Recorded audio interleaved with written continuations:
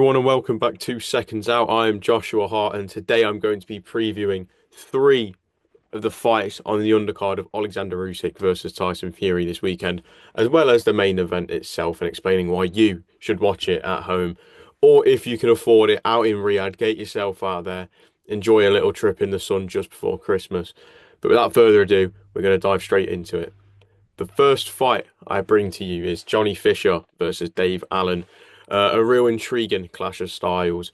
You got Johnny Fisher on the rise, the Romford Bull. He's got a great fan base. It's his first time, and in what I've been saying to people is he's made himself that British star now. People know him in Britain. He's known in British boxing, but this is that jump now to turn himself into a global star and announcing himself while not an opponent that's going to put him on the world stage. It's an audience of the world stage. So it's a huge jump for him. And as for Dave Allen, it's like a last chance saloon type of fight in a way. Dave's been there, done a lot. Um, and in the words of Mark Tibbs, Johnny Fisher's trainer, Mark said he always felt there was a little bit more about Dave Allen. And I think one thing that I've noticed in watching some of the build-up documentaries and listening to Dave Allen in interviews is he seems a lot more focused. He seems like he's got that maturity now, and he's been given a sufficiently good amount of time to train for this. He's had a full camp. Um, and I'm seeing a lot of differences to the Dave Allen that we saw last time in a big fight against Fraser Clark last year. I'm seeing a lot of differences, and I'm seeing a much more focused and much more determined, and a Dave Allen that really could go and cause an upset. And that's what makes this fight so intriguing for me because we still don't quite know how much bottle Johnny Fisher has, and we still don't quite know how much Dave Allen has left. And we'll find out one of those things at the weekend, I believe. I think we'll see what Johnny Fisher is really made of, and we'll see how much Dave Allen has left. And a great fight, a fight that could have easily been in the UK, but you can't give any stick to these two lads who have gone out there and are making that money that they're making out in Riyadh. It's a great time to be a heavyweight with how much money is flowing around in that circuit. Um, and it's a fight as well that could really boil into something nice. It's a fight that Dave Allen could make very awkward for Johnny Fisher. It's a fight that Johnny Fisher could make very horrible for Dave Allen. There's so much that they both possess that we haven't really seen before. Something Dave Allen's been saying is that this fight is different because he has someone like Johnny Fisher who's going to come forward and going to find him. He's not had someone having to, someone come and find him. And that's what makes it so exciting. Do you know what I mean? So I think that's one of the fights that you really, really need to tune into. I think it's a must watch. Then we go on to, again, a fight like Dave Allen versus Johnny Fisher, but I think on a higher scale as we see Moses Itauma, the 19-year-old wrecking ball in this heavyweight division, against Demsey McKean. His first fight back since that loss to Filip Hrgović, where he was stopped ever so late on in that 12th and final round. And again, there's always a little buzz in the air when it's a Moses Itauma fight week. He's one of the fastest growing prospects in this sport, one of the most exciting prospects in this sport, and a fighter that really is ticking all the right boxes as he goes on this mad journey in boxing. As for Demsey McKean, again, this is a fight that it's a must win for him for the level he's competed at in his last fight to the level he's dropping to now. You've really, really got to think how much risk is there for Demsey McKean and how much reward is there. And I feel in a sense of not there's not necessarily much reward ranking wise. While Dempsey isn't ranked anymore due to his inactivity and Moses is, it'll be in like the top 15 of all the governing bodies. I think so. Um, but I think the big reward is stopping the hottest prospect in the sport, not just the hottest prospect in Britain, but probably the hottest prospect worldwide. And there's always a weird feeling about that when you see a prospect get stopped or get dropped. And Demsey McKean does have that about him. He's got that experience. He is game. And we're going to see Moses Itauma in deeper waters this weekend than what I think we've seen him in before. Um, so that's another great fight. And for Moses as well, where does he go from there? When you look at Moses Itauma's career and where he's been so far and the jump that he's making going against Demsey McKean, if he is to come out on top, And in the similar fashion that he's done against Marius Vac and against various other names that he's fought, where do you take him after that? And at that point, you've then got to consider, right, do we actually, do we take him to world level? Do we look for a world title? Do we look for something big like that now? Those are the conversations that are going to have to be had if he is to win this weekend. And it's a very good chance he does win this weekend. Then we're going to go on to the fight that has me hooked straight away. And when you have a Sergey Barchuk fight night, again, he's a fighter that brings excitement every time. We saw how good his fight was against Virgil Ortiz Jr.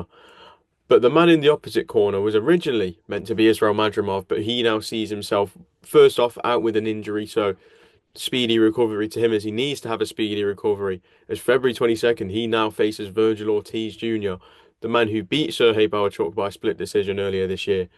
The man stepping in the first time was so nice he had to do it twice. Ishmael Davis. He finds himself on the biggest stage he's ever been on as he steps in on 2 weeks' notice to face Sergey Bohachuk. Um, he was already in a training camp, I believe, to fight on the Wednesday night fights.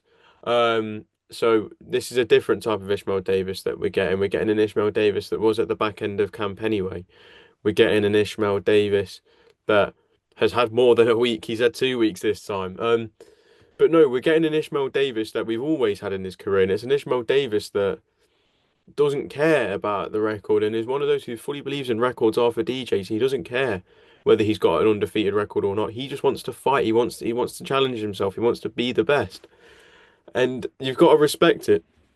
And there is this fight. I think there is a hell of a lot more to gain than what there was in the Josh Kelly fight. A win against Sergey Bohachuk really throws him in there at that top level. And while the underdog, who's to say that he can't do it? Do you know what I mean? People said, he's been doubted his whole way through. People said he wouldn't make it into professional boxing, let alone be signed by Matchroom, fight at Wembley Stadium, and even just getting into that spot in the first place. It takes an incredible amount of balls, confidence, and self-belief. So, full respect to Ishmael Davis. Sergey Bohachuk is a great fighter as well. He's a fighter that I do think is one of the best in the division. And yeah, again, it's a great fight. You've just got to tune in, man. This undercard's been getting a little bit of stick for, oh, it's not got the star power. Yeah, it doesn't have the star power that the other undercards have had, but I think there's some great matchups on here. You've got Isaac Lowe versus Lee McGregor as well. That's a great fight. But let's turn our attention to the main event, which is the reason we're all watching anyway. Oleksandr Usyk, Tyson Fury 2. I can't wait for this fight personally. I really can't wait. I keep tossing and turning, deciding who I think is going to win, and I still don't know now. And it's the Tuesday of fight week, and I can't decide, and I probably won't decide until those ring walks start, and I have to lock in a prediction. It is such an unbelievably incredible fight, and a fight that holds so much stake in what happens next in this division, and it's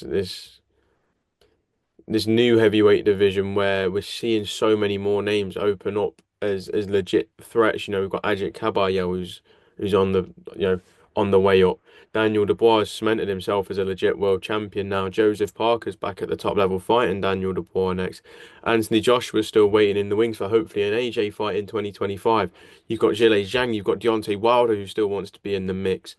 There's so many heavyweights out there right now, and I do think once these title fights have all happened, well, mainly this one this weekend, I think we will see the belts fragment after this, and I think we will see a lot of mandatories called and a lot of fights for vacant titles, and we'll see the division really come alive, and we'll see a new road to undisputed. I don't know who's going to win this fight still. Right now, I'm leaning towards Tyson Fury. I'm seeing something different in just watching the build-up content from yesterday and upon his arrival in Riyadh. I'm really seeing something different in his eyes. I'm seeing a different type of look. I'm seeing a man that knows what he did wrong, and a man that knows how important this fight is to win this weekend. And that's a dangerous man right there. That's a man that you don't want to be in a ring with. But at the same time, you then look at Oleksandr Usyk, who brings the same energy to every fight week, and then no matter what energy he brings, we get an incredible performance on the night. That's why he's undefeated. That's why he's a two-weight undisputed champion, and that's why if he wins this weekend, he's going to go down as one of the greatest of all time. I think you can already make an argument for him to go down as one of the greatest of all time. He's in that list. He's in that caliber. Um, And yeah, it is a fight that really is hard to pick. Obviously, Oleksandr Usyk deservedly goes in as a favourite. Tyson Fury a slight underdog, but I'm seeing people back Fury. I'm seeing people back Usyk. I'm hearing people say draw. Shout out Amon Khan. He can't split him, and he's back in a draw. He's not sitting on the fence. He's genuinely thinking this fight is going to end as a draw. And that's how close this fight is, and that's why it's such a good fight. We saw how great the 12 rounds were that they shared back in May, and we've got 12 more of those great rounds or less coming up. And that's why you've got to tune in this weekend. You can get the pay-per-view on any platform in the UK, whether you want to watch it on Sky Sports, TNT Sports, or DAZN, though it's available on all of them. Go buy your pay-per-views. Make sure you sit down and make sure you lock in, not just on the main event, but on the undercard as well. It's a great, great card and the perfect way to end the year if you're a boxing fan. So thank you all for watching. I've been Joshua Hart. I hope you've enjoyed my passionate talk as to why you should tune in this weekend, and I'll see you all again very soon. Adios.